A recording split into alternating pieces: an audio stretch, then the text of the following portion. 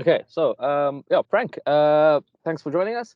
Can you please tell us a bit about your book, The Lean Scaleup, what it's about, and where the idea came from to write it? Thanks, Leah, for having me here, and happy to share a couple of thoughts, insights with you and with your audience as well. I've been working since 2010 in that open innovation space, companies looking for the outside world, startups, universities, etc., for getting ideas, concepts that would help to drive the innovation agenda.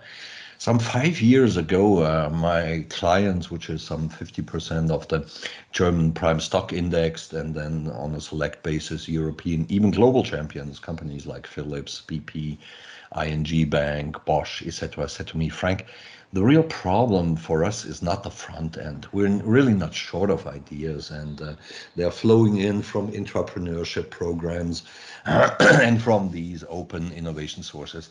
But they do not translate into business impact, right? And as innovators, when we hear the same song several times all over the place, I started to get curious, and I noticed that at that time, some 5 years ago, there was nothing out there, really nothing, not from the large consulting companies.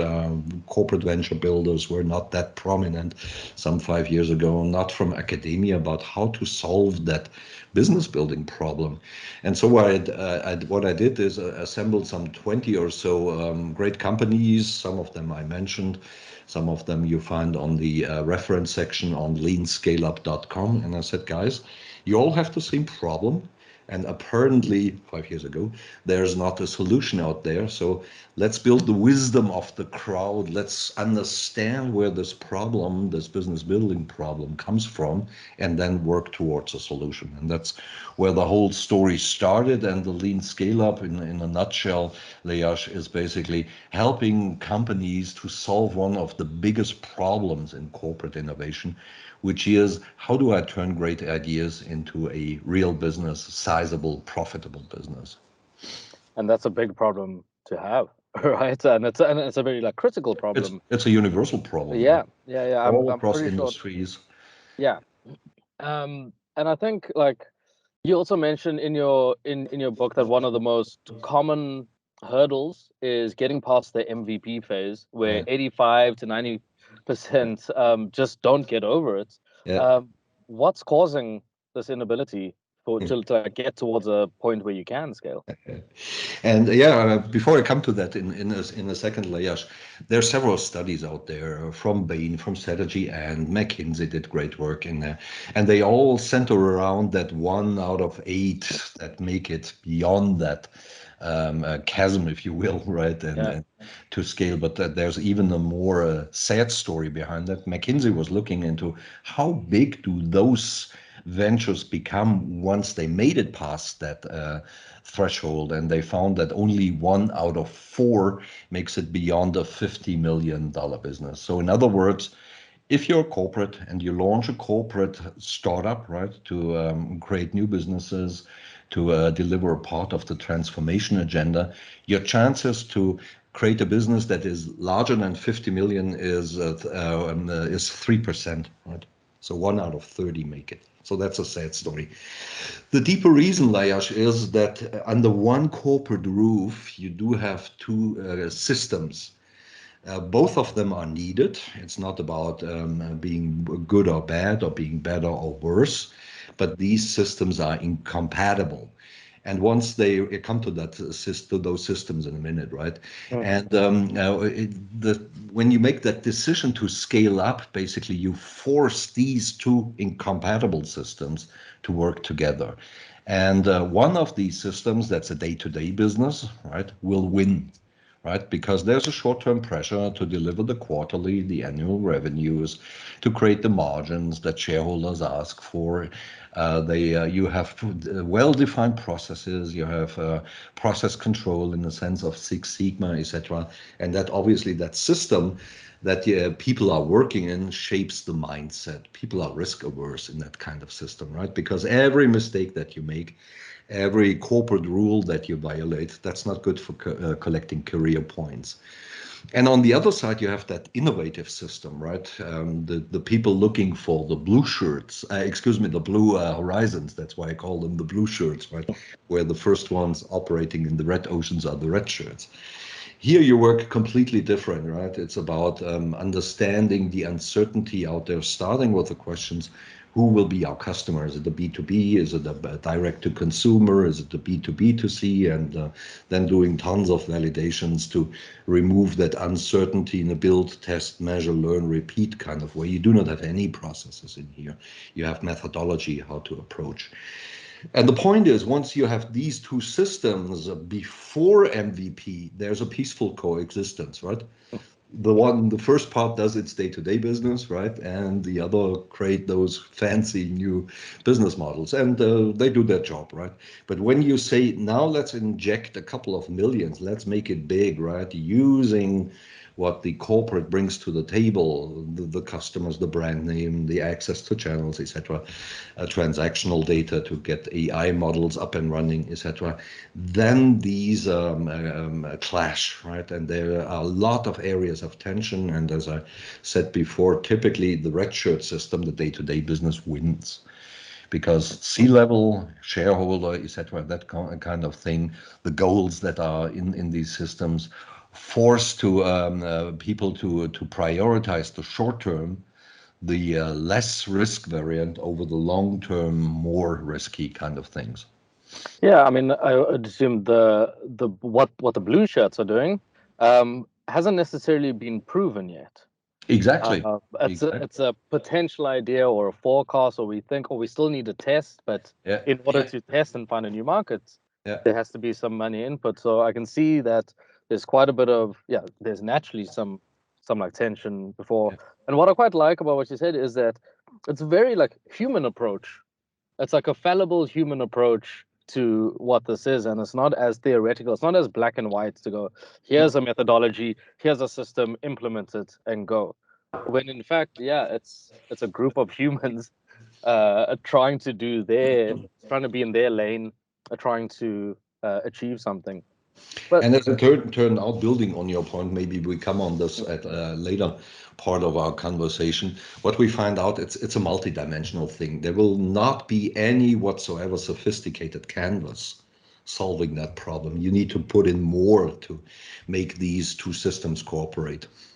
so it's clearly like every corporate, you could say, has to figure this out for themselves in some way, but understand that there's underlying principles. Because Yes. you also mentioned the importance of language. Yes. And there, can you touch on the importance of language? Because I feel like it fits within these two teams understanding each other. Yep. Okay. So let's look at the Redshirt system first, right? Typically, the companies, the large companies, my clients, etc., have decades of experience on how to exploit, as they say, this business model, right? Every year they put in a little bit more oil and grease and fine tune it and make more distinctions and more sophistication in their process control, in their financial controlling systems, etc. So they build up a language that relates to the day-to-day business, obviously depending on the industry that you're in. Financial services has a different language than, for instance, if you look at machinery. But the point is, the innovators also have their kind of jargon, if you will, right? It's almost like this Japanese dance drama, kabuki, right? You see those people in different clothes than the Redshirt system. They're doing fancy stuff with the post-its, and they use terms like problem solution fit and product market fit and traction and pirate metrics, etc., etc. But this is a language that the efficiency-oriented middle and senior managers from the core, from the Redshirts, do not understand at all. So they kind of see that strange performance by the innovators going on, and they tell them some good news about validation and experiments. Hey, it even starts with the term experiment, because you do not experiment in the Redshirt system, right? Yeah. You run your processes. That's what you're supposed to do. And so in order to make life easier for the innovators to make that transition, to align with the red shirts and go into scaling up, I highly, highly recommend to find a language, that's what we did in the Lean Scaleup, that is kind of understandable, if you will, for the red shirts. So just to give you one idea, all the reducing of the uncertainty that you do before you make that scaling up decision is taken through certain stages of maturity, if you will, right? So in the first stage, you look, is there a business foundation, right? Do we have customers willing to pay and put in skin into the game to co-create the MVP, etc.? You know that stuff. Once you have found a business foundation, it's the question, is there a winning strategy in here, right? Looking at the competitive situation, the market development in the 3 to 5 years that you need to think ahead, because that's the time it will take you to create an impact. And once you found a winning strategy, it's the question, how do you design that business to execute at scale, etc. And we found that this kind of language that embeds the terminology of the lean startup, business foundation, business strategy, business design, and you do some scorecarding to provide more guidance. That's understandable for the red shirts. It makes it easier to basically see the company as a whole, being the now and creating the new, future-proofing the company, if you will. I think my next question would simply be, okay, well, how and when then? As it's like, do you need to, is this a 2-year plan? Is this like, I mean, I know there's no simple answer, like, and I get it, but let's say I'm a corporate entrepreneur. We have a mandate from the board, and they said, you know, we need to get into innovation. We need to start like finding new like revenue streams, but they're not having the same conversation with the business unit owners for like the rest of the company. Me as like the head of innovation, where do I go? And how do I get the ball rolling in that? Exactly. That's a good question. And I found working with some of the clients that I mentioned earlier that there are basically two approaches. Approach number one is you go into basically design mode, right? What are the problems that need to be solved? What could be solutions to these problems, right? And you do some tests, etc.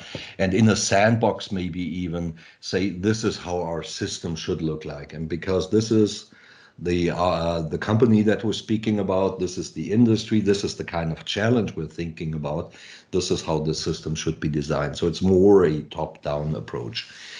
But I also have some clients who go a more bottom-up way. They say we do have 1 or 2 ventures that are advanced on their journey, have a good level of maturity.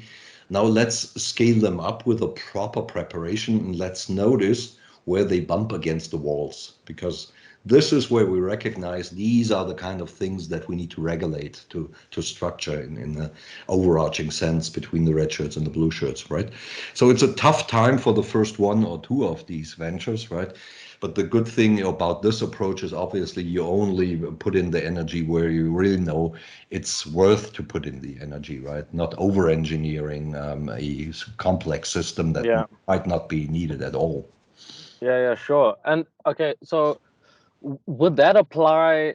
So I guess the thing is when you have the shirts and blue shirts, the synergy between them, does the entity choice of the venture make a difference? Like, are we going to spin off? Are we going to, okay, obviously, like a spin in, I can understand. Okay, cool. That makes complete sense. But if we're creating a separate legal entity outside of the corporate brand or realm, is it still necessary to have that synergy? Yeah, it depends obviously what you're talking about. So I mean, if we look at it, Layash, there are basically 3 pathways to scaling up. You can do it inside a business unit, right? You can do it outside of the business units, but still within the company or outside of the company. And there are a couple of criteria that you can apply to make the best well-informed decision, if you will, right? So for instance, one of our clients, it's a software company. When they are creating new business models, they rely heavily on the transaction systems that are running in the background, right? And these are highly regulated, so even the developers and third parties that they use to advance those systems need to be certified, etc. And they've got all the data centers with the Mission Impossible kind of security controls, right? So I mean, being close to these assets is essential. for creating new business models. So that would be basically a strong argument for saying it needs to be inside the company. Generally, I say take it out of the operative business units. Why? Because they have these quarterly or annual horizons, and there's a big tendency to chop down the big ambitions so that it fits right into the business that they're making. So you end up never creating something that is really new. But let's take another example, right, where, for instance, there are little dependencies on what core currently does. So one of the things that I did, Leyash, for instance, is BP Launchpad. The work that I did is I built the scaling up factory for BP, the oil and gas giant, BP Launchpad, right? And if you look at what is in BP Launchpad to be scaled up, well, there's only limited docking points to core, right? You might want to tap into the global supplier base and the negotiation power of BP, but they're doing some fancy stuff like AI or so, right? So in this case, and since there was only little connection to core, and for other reasons, it was decided that the best way to scale this up to hypergrowth, if you will, is outside of the company. Yeah, I guess that makes like a huge difference, right? You have autonomy, you have speed, probably like your own decision-making power on direction, probably outside of reporting structures as well, like you mentioned. But keep in mind, the trick is you still need to be compliant. So I do have Yeah. one case, Leyash. This is a corporate startup of a very large logistical company, and they 400x'd in 3 years. So 10x in year one, another 10x in year two, and now they're planning for a year 4x. So they now have a few percentage points of the corporate revenue. And so they are really fully on the radar screen, and corporate is telling them, well, we've got a risk management in place, we've got some regulatory compliance that we need to take care of. And by the way, you're so big now that we need to deploy some of our financial controlling mechanisms in here. It's not a full autonomy. I like to say it's a startup-ish autonomy in a corporate context. That's the trick to solve it. Yeah, so once it gets to a certain level where it's contributing to the group's revenue at some point and people are starting to take notice, then yeah, I guess all those checks and balances need to Exactly. come into place. Sure. We've also been noticing that, I mean, and I think you just mentioned it of like BP Launchpad, but I mean, so many corporates have some sort of venturing arm of sorts, whether we call it an incubator or an accelerator or a CVC fund, venture client models and stuff. How does that affect um, the the the connection within the company to like scale? Like, is it better to have a venturing unit that is rolling with ventures, or are single ventures here and there not a better option, but what would be the differences? A couple of thoughts on that question, because I think there you touched upon quite a number of aspects. So number one is how many corporate ventures? That's a question I heard, Leah. Should a corporate launch? It depends. It depends on the ambition. It depends on the resources, also the financial resources. Scaling up is expensive, right? You need to pre-invest 10, 50, maybe even 100 million before that new business, when everything works well, achieves a scale in here. So I know one of the leading German machinery makers, they launch like one corporate startup per year, right? For BP, the situation was kind of different. BP said, well, we're on a burning platform. In 10 years from now, we will not be selling hydrocarbons anymore, oil and gas. We will be selling electrons. We need to move from, as they say, from an integrated oil company to an integrated energy company. So, and if you look at a company this size, well, it's like a machine gun, right? You need to have 10, 15 concurrent scale-ups at any point in time in here.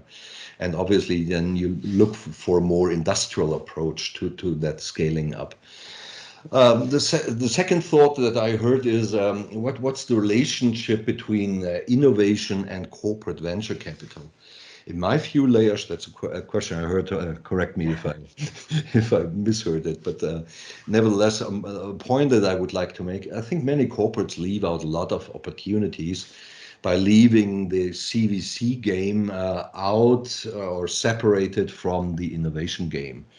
And here again, I think BP with the BP Launchpad made a good decision, because they say, well, at the end of the day, it's not so much important if we are talking about a corporate startup, right, that came out from some pirates in the Navy, if you will, from within the company, or a majority investment into a greenfield startup.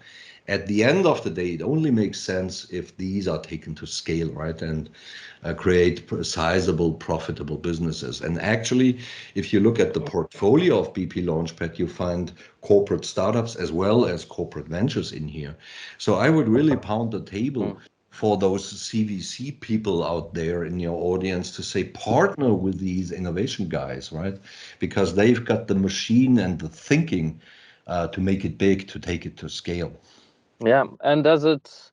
I mean, I think from that, I'm thinking, okay, well, is it also a possibility? Because I've seen a few examples of this where we have a corporate startup that was built from within, and when the time came, they actually got funding from outside the corporate. Is that a common thing that you found?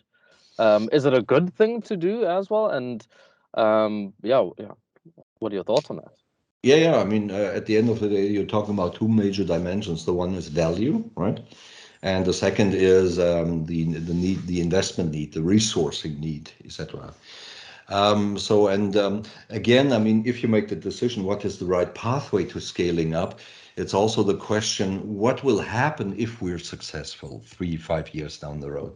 What's the vision? Should it be reintegrated, become part of an existing business line? Should it become a new business unit, or some separate legal entity in the corporate group, right? So, I mean, if you look at this, at scaling up from this perspective, right, you might want to say, well, part of the solution to make it big could be to take it outside. So let's go back to BP Launchpad, if you don't mind.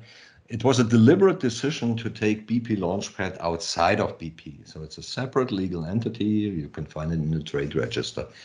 Every one of the scale-ups that you find on the portfolio part of their website is again a separate legal entity, fully owned 100% by BP Launchpad. So that's basically the ownership structure. Why? Two major reasons, Lajos. Number one, be open, be investable for external investors, right, to reduce risk or to accelerate the journey. But the second also important reason is they want to attract top talent, right? And if you're in a venture leader in one of their ventures in here, you get a competitive salary and you have an upside there as well, right? And if you just leave it inside the company, well, you do not have those two options. So another set of criteria that you apply when you think about what is the right pathway to scaling up. Yeah, great. Lots to think about. Lots to think about. I wanted to end off with, I mean, you have a wealth of experience, and uh, interestingly enough, we've seen from like our research that pre-pandemic and then post-pandemic, I don't like referring to it, but it is a thing, that corporate venturing as a whole term has really taken a rise in the past few years. Have you seen a difference from pre-pandemic corporate venturing to post, and what are those? Yes, at least one very significant to me.